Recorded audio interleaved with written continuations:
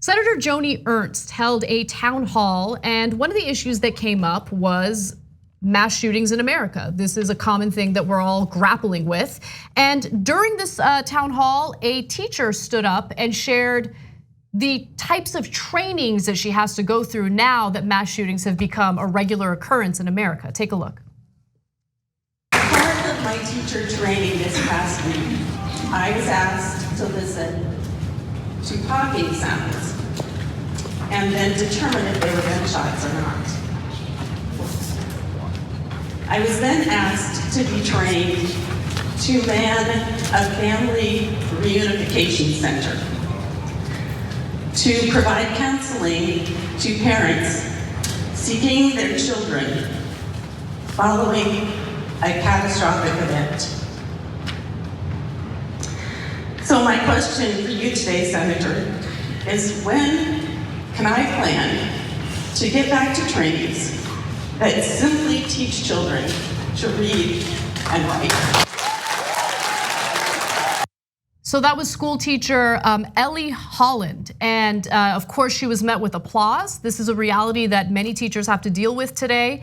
And I'm gonna get to the way Joni Ernst answered in just a second. But first, Cenk, do you have any thoughts? Yeah, I heard a gunshot the other day, and it was one of the scariest things I've ever heard. And now we're teaching our teachers to spot what it sounds like.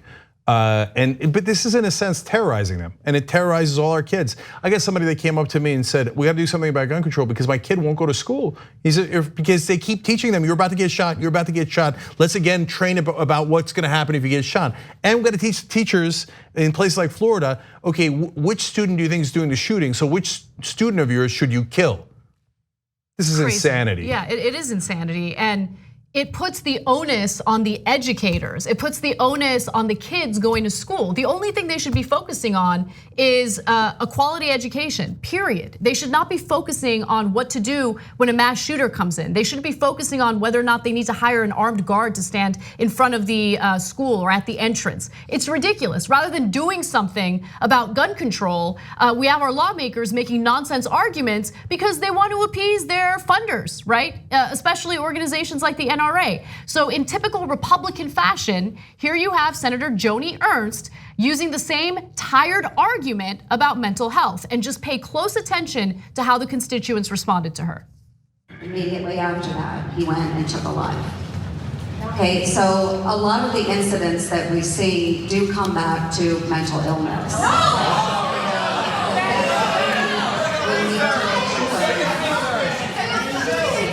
We need to make sure that those that are showing signs of instability are able to receive treatment. And I would say that across the United States, we are short counselors, we are short psychologists. We're short Congress people that take action.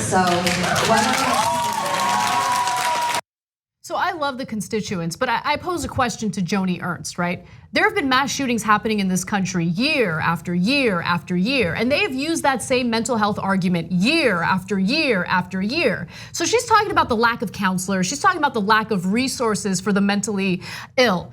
So what have you done, Joni Ernst, to help provide resources for mental health in America? Nothing, nothing. It's just a tired talking point, and I love that the constituents finally held her accountable for this.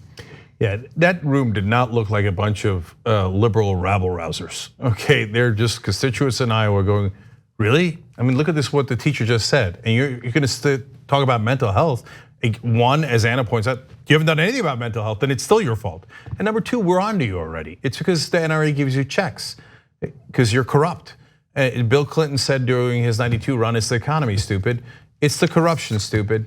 We all know it. Joni Ernst, all these scummy politicians, they all take their goddamn checks and they go, oh yeah, let's divert action, mentally ill, etc. I can't stand it anymore. Looking at those slimy politicians makes me physically ill. On the go? Don't worry, we got you covered. You can still listen to TYT at our new podcast network. Find us on Apple Podcasts, the Google Play Store, or at tyt.com/podcast.